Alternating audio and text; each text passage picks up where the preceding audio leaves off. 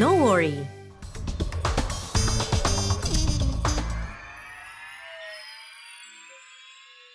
Dipersembahkan oleh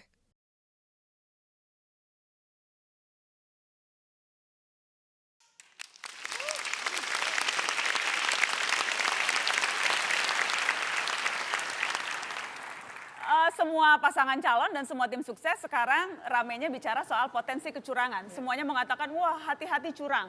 Tapi kalau semuanya merasa bisa dicurangi, yang berbuat curang siapa ya? Saya. Saya mau ke nomor 2 dulu. Tadi dimulai dengan nomor 1. Jadi Bang Bestari, siapa yang akan berbuat curang? Adanya rasa dari masing-masing ya. Saya nggak tahu rasa yang sebelah kiri kanan, tapi masing-masing kami di tim nomor 2 ini melihat adanya hal yang belum sampai hari ini tuntas dilakukan oleh KPU terkait DPT tadi. Oke. Ya, masih banyak hal-hal yang memang perlu diperbaiki hari ini dan ke depan agar masyarakat dapat kepastian. Karena itu mungkin akhirnya menimbulkan syakwa sangka.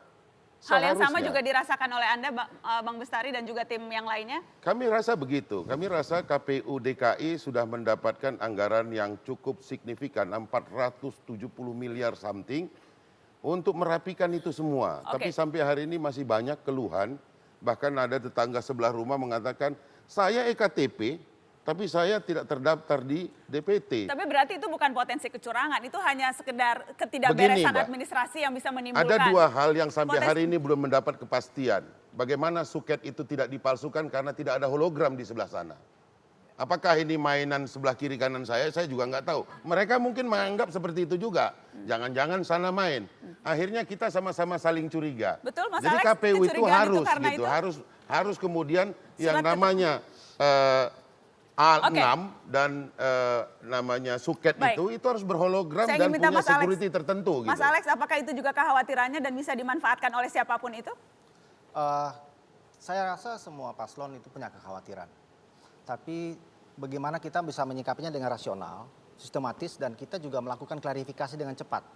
Setiap ada informasi yang masuk, itu kan harus ada proses klarifikasi yang cepat. Oke. Ada institusi-institusi yang bertanggung jawab terhadap itu. Kependudukan, lalu ada KPUD. Jadi tidak perlu Ada terlalu lembaga- dikhawatirkan seharusnya. Bukan. Kekhawatiran selalu ada. Alertness, jadi alert selalu harus ada. Tapi prosesnya harus adalah secara rasional melakukan klarifikasi yang sistematis. Bukan tudingan-tudingan saja. Ya, jadi tapi kalau seandainya terbukti, maka akan dilaporkan dalam saluran-saluran yang resmi dan Email? akan jadi. Yang pertama bahwa salah satu yang menjadi poin krusial di sini adalah surat keterangan. Suket ini menjadi salah satu pembicaraan dengan KPUD. Beberapa kali kami rapat dengan KPUD, Oke. menjadi perhatian kami. Selain itu adalah KTP ganda yang telah ditemukan.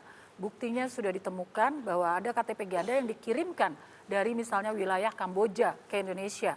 Itu sudah dibantah di soal Bea Cukai. KTP ganda, email. Ya. Sudah dibantah oleh Mendagri, Ya, sudah dibantah tapi- oleh KPU, bahkan tapi- KPU akan melaporkan ke polisi siapapun yang menyebarkan Ya, hoax tapi yang katanya di Bea itu KPU. Cukai, tapi itu silakan dicek di Bea Cukai karena pengirimannya itu kemana. Nah, inilah yang Jadi mestinya Anda memang juga melapor ke siapa nih atas dugaan ini? Karena itu sudah dibantah. baik dari pihak kami itu sudah menemukan dan kemudian Bea Cukai, kami ingin itu diklarifikasi dengan jelas. Itu ditujukan kepada siapa dan akan kemana. Itu soal KTP ganda.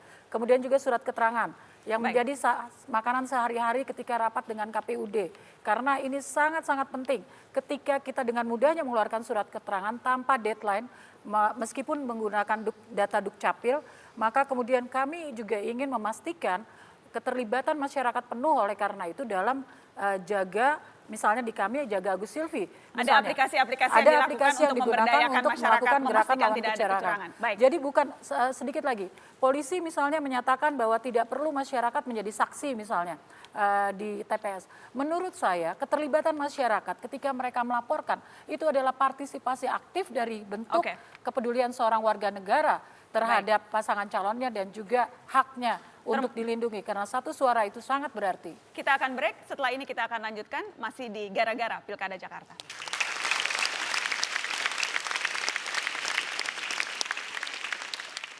dipersembahkan oleh